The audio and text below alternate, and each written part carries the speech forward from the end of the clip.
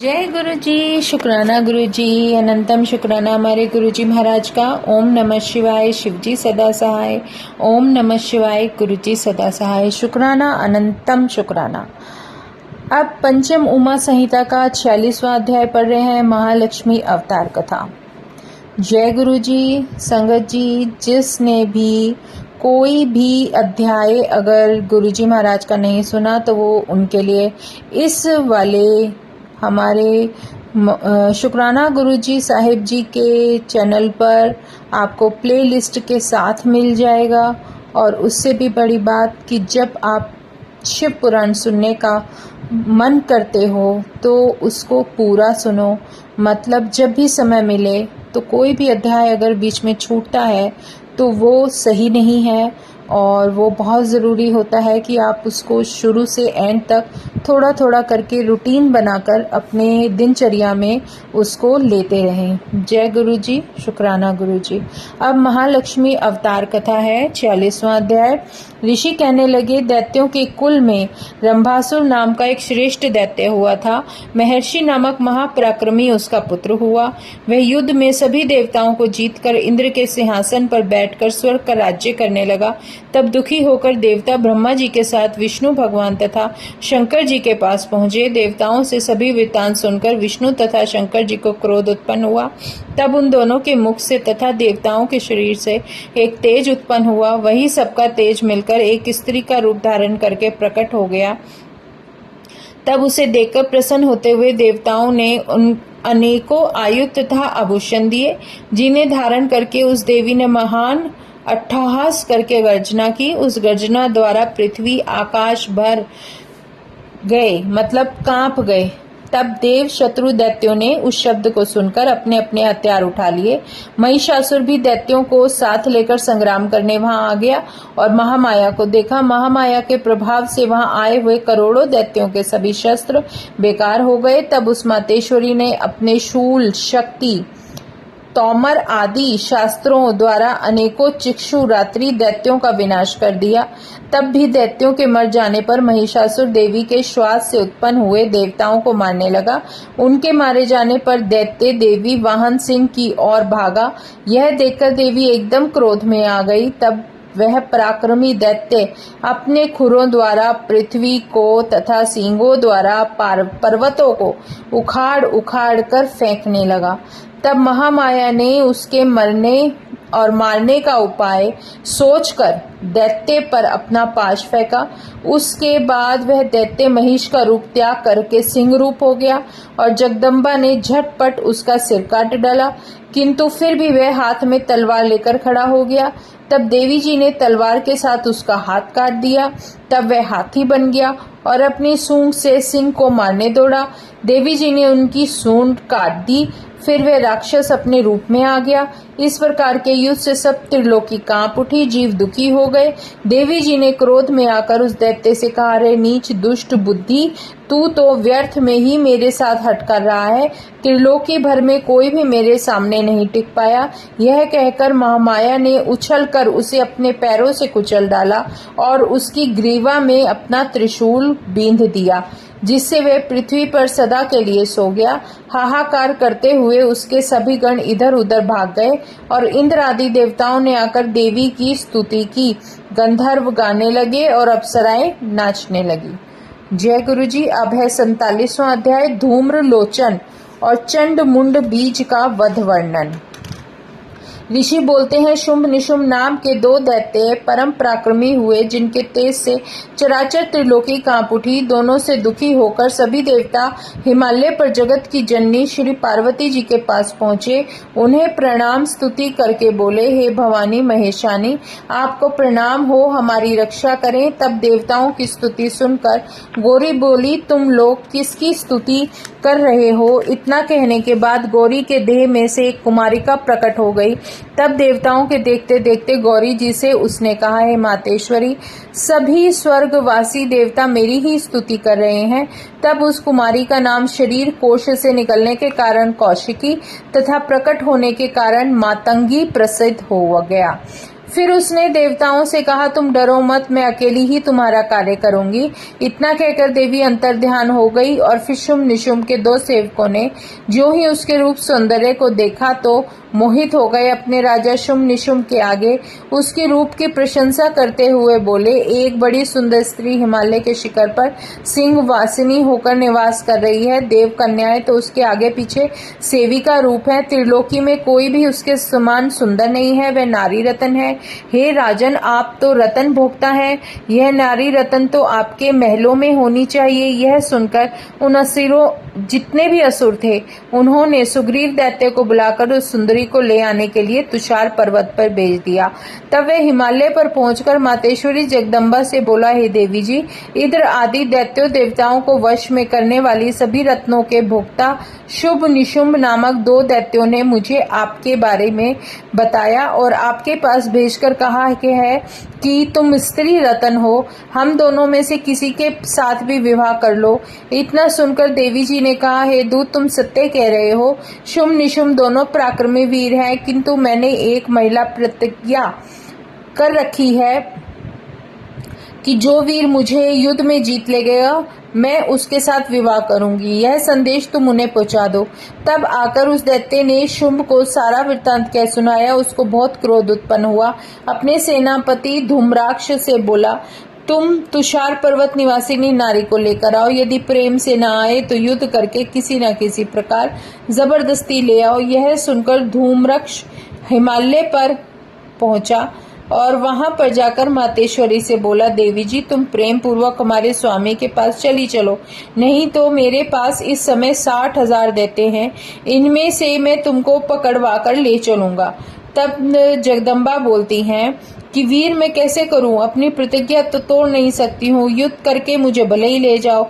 तुम धूम्राक्ष शस्त्र उठाकर मारने के लिए जो ही दौड़ा, त्यों ही देवी जी ने हुंकार शब्द द्वारा उसे भस्म कर दिया। उसके भस्म हो जाने पर देवी जी के वाहन सिंह ने क्रोध में आकर उसकी सेना के राक्षसों का वर्णन कर लिया और वहां से कुछ भाग गए। जब उस शुंभ ने अपने सेनापति धूम्राक्ष का मारा जाना सुना तो क्रोध बहुत आया। तब चंड मुंड एवं रक्त बीज आदि दैत्यों को बुलाकर युद्ध के लिए भोज दिया। तब सिंह सवार उम्र जगदम्बा को देखकर वे दैत्य बोले, देवी, तुम प्रेम पूर्वक शुम्भ निशुम्भ में से किसी को अपना पति बनाकर शोभा को प्राप्त करो। इतना सुनकर वह देवी बोली, जिनकी विष्णु आदि सभी देवता स्तुति करते हैं और जिनके तत्व का भेद भी नहीं जान सकते, उस पर परमात्मा की मैं सूक्ष्म प्रकृति हूँ, फिर भला किसी और को किस प्रकार से पति बनाऊं? हे दैत्य लोगों, यदि तुम कुछ शक्ति है तुम्हारे अंदर तो मुझे विजय करके ले जाओ, मतलब मुझे जीत कर ले जाओ। तब दैत्य बोले, देवी जी, हम आपको एक अबला नारी समझकर मारना तो नहीं चाहते थे, किंतु तुम स्वयं ही मरना चाहती हो, इसलिए अब तैयार हो जाओ। यह कहकर बाणों की वर्षा काटने लगे और एक दूसरे पर बाण ही बार बरसाने लगे। तब युद्ध में देवी ने चंड मुंड रक्त बीज आदि सभी दैत्यों का अपनी खड़ग द्वारा वध किया और देवी शत्रु होते हुए भी उन देवी ने दैत्यों का कल्याण भी किया और दैत्यों ने देवी के भक्तों की गति प्राप्त की, मतलब उनको मुक्ति देकर माता ने उन पर कल्याण किया। 48वां अध्याय है सरस्वती का प्रकट होना। अब माता सरस्वती कैसे प्रकट होती है? राजा ने कहा, स्वामिन, चंड मुंड आदि के मर जाने पर शुम्भ निशुम्भ ने फिर क्या किया? अब आप कृपा करके पाप विनाशिनी महामाया का चरित्र सुनाओ। ऋषि बोले, इस प्रकार चंड मुंडिनी दैत्यों के मारे जाने पर काल के मौर्य दोहद्र बड़े बड़े दैत्यों को युद्ध करने के लिए भेज दिया और स्वयं भी रथ पर सवार होकर युद्ध के लिए चल पड़े। युद्ध के बाजे बज उठे। सभी योद्धा शस्त्र से सुसज्जित होकर युद्ध भूमि में पहुंच गए। तब जगदम्बा ने शत्रु सेना की ओर देखा और अपने धनुष पर चिल्ला चढ़ाकर बाणों की वर्षा करने लगे और घंटा बजा दिया। जगदम्बा का वाहन सिंह भी गरजने लगा। उस समय हिमालय वासिनी देवी को देखकर निशुंभ बोला, मालती के पल्लव के समान देह धारण विलासवती, तुम्हारा कोमल शरीर देखकर हमें बहुत दुख होता है। तू किस प्रकार कोमल शरीर से युद्ध करेगी? तब चंडिका ने कहा, अरे नीच, अब बातें बहुत न कर, या तो युद्ध कर या पाताल में प्रवेश कर। यह सुनकर शुंभ और निशुंभ क्रोध में आकर बाण वर्षा करने लगे। इधर चंडिका जी ने भी अपने बाण, परशु, त्रिशूल आदि से उत्तर दिया। उस युद्ध की काल ने देवी जो काल था, उस युद्ध काल में जो वो समय चल रहा था युद्ध का, उस समय देवी ने असंख्यों घोड़े काट डाले।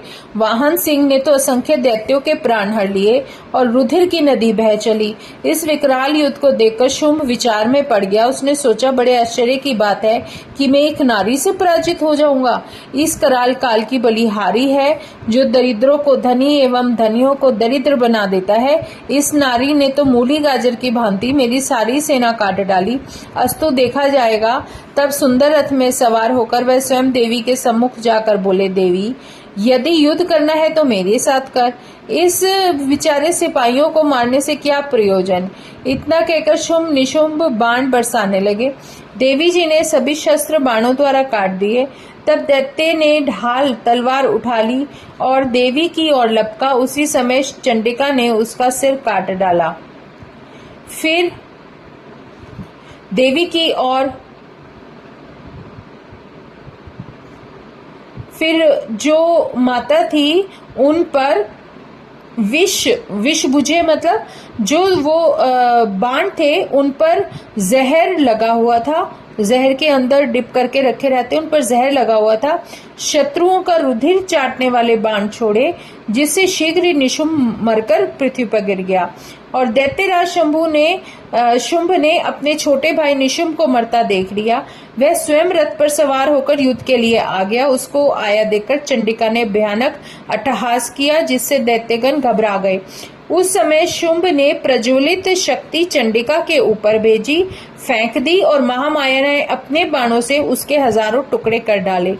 क्रोध में आकर त्रिशूल उस दैत्य की छाती में घुसेड़ दिया, जिससे उसकी छाती फट गई। ऐसा होने पर हाथ में चक्र लेकर वह दैत्य देवी को मारने दौड़ा। चंडिका ने त्रिशूल से वह चक्र काटकर उसका सिर काट डाला। इस प्रकार मृत्यु पाकर उस दैत्य ने परम गति को प्राप्त किया और उन दोनों दैत्यों के मर जाने पर बचे खुचे दैत्य पाताल में प्रवेश कर गए और देवताओं को प्रसन्नता हुई। जय गुरु जी। अब है 49वां उमा की उत्पत्ति। ऋषियों ने कहा, हे सूजी, अब कृपा करके उमा के अवतार का वर्णन करो जिससे सरस्वती का प्रादुर्भाव हुआ। सूजी बोले, हे ऋषिगण सुनिए, एक बार देवता विजयी होकर इस कारण देवताओं को गर्व हुआ कि भाई उनको हर बार विजय प्राप्त हो जाती है, तो उन्हें अपने ऊपर घमंड आ गया, अपनी अपनी प्रशंसा करने लगे।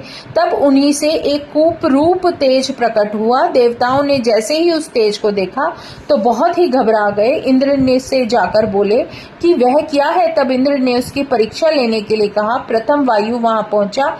फिर तेज ने वायु से पूछा, तू कौन है? वायु बोला, मैं सारे जगत का प्राण हूँ, मेरे द्वारा जगत चल रहा है। सुनते ही तेज ने कहा, अच्छा तो अपनी शक्ति से जरा इस तिनके को चलाकर दिखा। वायु ने अपनी सारी शक्ति लगा दी, किंतु तिनका तिल भर भी ना हिल सका।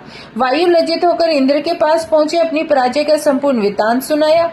यह सुनकर इंद्र ने अन्य देवताओं को भी उसकी परीक्षा के लिए भेजा, परंतु सभी पराजित हो गए और इंद्र स्वयं वहां पहुंच गए और इंद्र को वहां आया जानकर तेज उसी समय अंतर ध्यान हो गया। इंद्र इससे अत्यंत विस्मित हुआ। तब उस 1000 नेत्रों वाले इंद्र ने विचार किया कि इस प्रकार की शक्ति रखता है, मैं उसकी शरण में क्यों न जाऊं। यह सोचकर मन द्वारा इंद्र शरण को प्राप्त हुआ। वह चैत्र मास के शुक्ल पक्ष की नवमी का तथा मध्याह्न का समय था। ठीक उसी समय हेतु के बिना कृपा करने वाली, सबका अभिमान मिटाने वाली देवी प्रकट हो गई और इंद्र से बोली, सूर्यराज इंद्र, ब्रह्मा, विष्णु, शिव आदि भी मेरे सामने गर्व नहीं कर सकते, तो फिर अन्य देवताओं की तो सामर्थ्य ही क्या है। मैंने इंद्र से बोले, मतलब इस समय वो इतने घमंड में आ गए और उन्होंने बोला कि जो इतना तेज है और जो ये सब कुछ चल रहा है उसके अंदर इतना घमंड आ गया, इतना घमंड आ गया कि उन्होंने कहा कि जब मैं सारे दैत्यों पर ये सब विजय प्राप्त कर लेते हैं, देवताओं के अंदर भी ये आ गया कि इतना सब कुछ होने के बाद जो हम हर युद्ध जीत जाते हैं और उसी का जो है जो कुछ भी सारी शक्तियां हैं, जो पावर है, वो सब हमारे अंदर आ ही जाता है, तो वो घमंड ही उनको उस स्थिति से अलग रखता था। तो जो ये सब हो रहा था, इतना 1000 नेत्रों वाले जो इंद्र थे, उन्होंने भी विचार किया कि अगर मैं इतनी शक्ति रखता हूँ तो मैं उसकी शरण में क्यों जाऊं। यह सोचकर जो उसके मन में इंद्र शरण को प्राप्त हुआ और उसके मन में जो चल रहा था वो सामने आया। वह चैत्र मास के शुक्ल पक्ष की नवमी का मध्याह्न का समय था। ठीक उसी समय हेतु के बिना कृपा करने वाली, सबका अभिमान मिटाने वाली देवी प्रकट हो गई। इंद्र से बोली, सुरराज इंद्र, ब्रह्मा विष्णु शिव आदि भी मेरे सामने गर्व नहीं कर सकते, तो फिर अन्य देवताओं को तो सामर्थ्य ही क्या है। मैं पर ब्रह्म प्रणव स्वरूप देवी हूँ। मेरी कृपा से तुम लोगों ने दैत्यों पर विजय पाई है, तो हे देवतागण, तुम अपना अभिमान त्याग करके नम्रता के साथ मेरा भजन करो। इतना सुनकर देवताओं ने प्रणाम स्तुति करके कहा, हे महामाये, आप हमें क्षमा करें, इस प्रकार का वरदान दे जिससे हम फिर अभिमान ना करें। और सूत जी बोले, तभी से देवताओं ने अभिमान त्याग कर देवी की आराधना आरंभ कर दी। है 50वां अध्याय पंचम उमा संहिता का शताक्षी आदि अवतार वर्णन। मुनि बोले, हे सूत जी, उमा देवी के अद्भुत चरित्र और सुनाइए। सूत जी बोलते हैं, मुनिगण, एक महापराक्रमी रुद्र हुए, उनका पुत्र दुर्गम हुआ और ब्रह्मा जी ने वरदानों में उनसे चारों वेदों की प्राप्ति कर ली और यह भी वर पाया कि जिससे वह देवता कोई भी उसे जीत ना सके। तब वह पृथ्वी पर अनेकों उपद्रव करने लगा। इस कारण देवता भी स्वर्ग में भय करने लगे। वेदों के न रहने पर सारी क्रियाएं जाती रही। ब्राह्मणों ने आचार धर्म त्याग दिए। इस प्रकार प्रजा दुखी हो गई और प्रजा के संकट को देखकर देवता महादेवी के शरण में पहुंचे और बोले, हे महादुर्गे, जिस प्रकार आपने शुंभ निशुंभ का वध करके हमारी रक्षा की, उसी प्रकार हे चंडिके, अब आप इस दुष्ट का वध करके हमारी रक्षा करो। इस प्रकार देवताओं के वचन सुनकर प्रजा को दुखी देखकर देवी ने अपने नेत्रों को दया के जल से धो दिया। तब 9 दिन तक 9 रातों तक नेत्रों द्वारा उस जल की हजारों धाराएं बहने लगी। उनसे संपूर्ण वृक्ष, औषधि आदि हरे भरे हो गए। नदियां, तालाब, समुद्र आदि सभी पूर्ण हो गए। इसी से सभी देवता, ब्राह्मण आदि संतुष्ट हो गए। और उसके बाद देवी ने कहा, देवताओं, अब और तुम्हारा कौन सा कार्य करूं। तब सभी देवताओं ने प्रार्थना की कि हे भगवती, दुर्गम द्वारा चुराए गए वेद हमें मिल जाएं, अब यही कृपा करें। तब देवी ने प्रसन्न होकर तथास्तु कहा।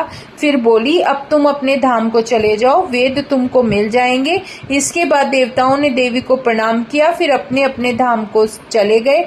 ठीक उसी समय गुरुपुत्र दुर्गम ने नगरी पर चारों ओर से आक्रमण कर दिया। इधर महाकाली भी चक्र लिए आ पहुंची और दोनों ओर से घोर युद्ध छिड़ गया। पैने बाण छूटने लगे। तब तो देवी के शरीर से 10 देवियां प्रकट हुई, जिनके नाम है काली, तारा, छिन्नमस्तका, श्री विद्या, भुवनेश्वरी, रौरवी, बगुला, धूम्रा, त्रिपुरा, मातंगी। इन सभी देवियों ने मिलकर दैत्य की 100 अक्षौहिणी सेनाओं का विनाश कर दिया। फिर त्रिशूल से दुर्गम दैत्य का भी वध कर दिया। इस प्रकार उसका वध करके उससे वेद देवी ने प्राप्त किए और वे वेद देवताओं को जाकर दिए। तब देवता बोले, मातेश्वरी, आपने हमारी रक्षा के लिए अनंताक्षी भय रूप धारण किया है, इसी कारण आपका नाम शताक्षी होगा। और अपने शरीर से उत्पन्न किए शोक द्वारा जो लोक पालन किया है, इसी कारण शाकंभरी नाम भी कहलाओगी। और दुर्गम दैत्य के वध के कारण आपका नाम दुर्गा होगा। हे योग निद्रे महाबले, हे ज्ञान प्रदे, हे विश्वजननी, आपको हमारा नमस्कार है। समय समय पर आप ही रक्षा किया करें। तब नव दुर्गा बोली, तुम लोग चिंता मत करो, जैसे कि मैं अब तक असुरों का विनाश करती आ रही हूँ, उसके आगे भी आप लोगों की रक्षा करती रहूंगी। इससे सत्य समझो। जब जब भी असुर लोग आकर उपद्रव करेंगे, तब तब मेरा अवतार होगा, मैं तुम्हारी रक्षा करूंगी। सूत जी बोले, लोक प्रसिद्धि शताक्षी शाकंभरी दुर्गा, ये एक ही दुर्गा के नाम है। अब उमा संहिता में, पंचम उमा संहिता में 51वां अध्याय है क्रिया योग का वर्णन। मुनि कहने लगे, सूजी एक बार व्यास जी ने सनत कुमार जी से श्री पार्वती जी के क्रिया योग के विषय में पूछा। वही क्रिया योग अब हम आपको भी सुनाते हैं। तब सूजी बोले, मुनिगण सुनिए, व्यास जी बोलते हैं, सनत कुमार जी आप उस महादिव्य क्रिया योग का वर्णन करें। उस क्रिया योग से क्या फल मिलता है और उसका क्या लक्षण है। सनत कुमार जी बोलते हैं, व्यास जी सुनो, जग जननी के ज्ञान योग, क्रिया योग एवं भक्ति योग, ये तीनों योग भुक्ति मुक्ति दाता है। ज्ञान योग चित्त का आत्मा के साथ संयोग होना क्रिया योग है। भक्ति योग श्री देवी जी तथा और आत्मा की एक भावना को भक्ति योग कहते हैं। जब आप इन तीनों योगों का संयोग करते हैं उसे क्रिया योग कहते हैं। कर्म द्वारा भक्ति पैदा होती है और भक्ति से ज्ञान और ज्ञान से मुक्ति। हे मुनीश्वर, योग ही मुक्ति का मुख्य हेतु है। क्रिया योग ही योग का मुख्य साधन है। मुनि जी, पत्थर, लकड़ियां एवं मृतिका आदि जो श्री मातेश्वरी का मंदिर बनवाता है उसे जिस फल की प्राप्ति होती है उसको श्रवण करो। हर रोज योग द्वारा यज्ञ करने वाले का फल मंदिर बनवाने से मिलता है। मातेश्वरी के मंदिर बनवाने से 1000 कुल का उद्धार हो जाता है। मतलब कुल में जो 1000 पीढ़ियां होंगी और 1000 कुल होंगे, एक जैसे 1000 कुल तुम्हारे होंगे। मातेश्वरी के मंदिर की जितने वर्षों तक ईंटें टिकी रहती हैं उतने दिव्य तक वह द्वीप में सुख भोगता रहता है। जिस भक्त ने पार्वती जी की मूर्ति बनाई है और मंदिर में रखी है उसका उद्धार तो होना ही होना है। और मातेश्वरी के मंदिर के जितने वर्षों तक ईंटें टिकी रहेंगी, मतलब एक तो है कि इतने 1000 कुल तक उद्धार होगा और दूसरा मातेश्वरी के मंदिर की जितने वर्षों तक ईंटें टिकी रहेंगी, जब तक वो मंदिर रहेगा उतने दिव्य तक द्वीप में सुख भोगता रहता है। जिस भक्त ने पार्वती जी की मूर्ति बनवाई हो वह दुर्गा जी के लोकों में निश्चय ही जाता है। और त्रिलोकों की स्थापना से पुण्य से भी कोटि गुना पुण्य देवी जी के मंदिर बनवाने से प्राप्त होता है। जो पुरुष श्री देवी जी की मनोहर मूर्ति के मध्य में स्थापना करके चारों ओर पंचाहना देवों की स्थापना करता है उसका पुण्य तो असंख्य है। सूर्य चंद्रमा के ग्रहण लगने पर विष्णु सहस्र नाम के पाठ से जितना फल मिलता है उससे 100 गुना शिव के नाम के जप से मिलता है। श्री देवी जी के नाम जपने से तो उससे भी 100 गुना अधिक फल मिलता है। जो पुरुष चलते सोते उठते बैठते उमा इन 2 अक्षरों की रट लगा के रखता है वो दुर्गा जी के गण हो जाते हैं। और जो मनुष्य नित्य नैमित्तिक कार्यों में धूप दीप नैवेद्य आदि से दुर्गा जी का पूजन करते हैं एवं देवी के मंदिर को मिट्टी अथवा गोबर से लीपते हैं, मंदिर में झाड़ू लगाते हैं, इस प्रकार के मनुष्य निश्चय ही उमा लोक को प्राप्त करते हैं। जो नित्य नियम से पूजा करते हैं परम पद पाते हैं। कृष्ण पक्ष की अष्टमी नवमी तिथियों में विशेषतया श्री सूक्त देव जी सूक्त अथवा मूल मंत्रों द्वारा पूजन करना परम आवश्यक है। तुलसी को ना लेकर अन्य सभी पुष्प देवी पर चढ़ाए जाते हैं और कमल पुष्प तो विशेष प्रिय है एवं सोना चांदी पुष्प आदि कुछ भी देवी की भेंट करता है तो वह परम गति पाता है। पूजन के पश्चात क्षमा की योचना भी आवश्यक है और देवी जी का ध्यान करके नैवेद्य चढ़ाना, उसमें अनेकों फल भी हो। देवी का प्रसाद खाने वाला अपने पाप रूपी कीचड़ को धोकर निर्मल हो जाता है। जो मनुष्य चैत्र शुक्ला तृतीया के दिन मातेश्वरी का व्रत करता है वह कर्म बंधनों से मुक्त होकर मुक्ति पाता है। प्रति वर्ष हर साल इस दिन देवी का महाउत्सव करना आवश्यक है। इस प्रकार उत्सव करने वाले पुरुष को देवी जी सभी प्रकार के फल देती हैं। बैसाख शुक्ल अक्षय तृतीया के दिन यथाशक्ति देवी का यथोत्सव भी करना चाहिए। रथ तो पृथ्वी को समझे, सूर्य चंद्रमा को 2 चक्र समझे और वेदों को घोड़े एवं ब्रह्मा जी को सारथी जाने। और इस प्रकार अनेकों मणिमालाओं से सुसज्जित कर उसमें पुष्पमालाएं चढ़ाकर रथ में देवी जी की मूर्ति स्थापित करे। धीरे धीरे रथ चलाए, धीरे धीरे देवी जी का नाम उच्चारे और बोले, हे भक्त दुखी हारिणी देवी, हमारा पालन करो। इस प्रकार के वाक्यों द्वारा देवी को प्रसन्न करो और इस प्रकार नगर की सीमा तक रथ ले जाओ। उसके बाद 100 बार प्रणाम करो, फिर प्रार्थना करो। इस प्रकार उत्सव मनाने वाला मनुष्य इस लोक में सुख भोगकर अंत में देवी जी के धाम को प्राप्त करता है। आसोज के शुक्ल पक्ष में नवरात्रि तक व्रत का विधान है। इसके बाद सभी मनोरथ सिद्ध होते हैं। हे मुनीश्वर, इसी व्रत को विरध के पुत्र सुरथ नामी राजा ने किया था। उसका हरण किया हुआ राज्य फिर प्राप्त हो गया और समाधि वैश्य ने भी व्रत एवं पूजन करके संसार बंधनों से मुक्त होकर मुक्ति पाई। वो भी तृतीया, पंचमी, सप्तमी, अष्टमी, नवमी, चतुर्दशी आदि तिथियों में विधि पूर्वक देवी पूजन नवरात्रि व्रत धारण करता था और उसके सभी मनोरथ स्वयं पूर्ण कर देती है। और जो कि कार्तिक, मार्गशीर्ष, पौष, माघ, फाल्गुन महीनों में शुक्ल तृतीया तिथि में देवी व्रत करती है तो देवी उसका मंगल करती है। नारियों को भी अपने सौभाग्य की रक्षा के लिए इस व्रत को करना चाहिए। पुरुष भी विद्या, धन, पुत्र आदि प्राप्ति के लिए आवश्यक है। अब उमा संहिता समाप्त हो रही है। यह संहिता परम पवित्र एवं शिव भक्ति देने वाली है। इसमें अनेकों पवित्र कथाएं हैं। मुक्ति तथा भुक्ति देने वाली इस संहिता को सावधानी से सुने पढ़ने वाला पुरुष परम धाम को प्राप्त करता है। जय गुरु जी, शुक्राना गुरु जी, अनंतम शुक्राना हमारे गुरु जी महाराज का। अब पंचम उमा संहिता पूर्ण होती है। अब आगे आएगा षष्ठ कैलाश संहिता, 6th जो है कैलाश संहिता आरंभ होगा। जय गुरु जी, शुक्राना गुरु जी, अनंतम शुक्राना हमारे गुरु जी महाराज का। ओम नमः शिवाय, शिव जी सदा सहाय। ओम नमः शिवाय, गुरु जी सदा सहाय। शुक्राना, अनंतम शुक्राना।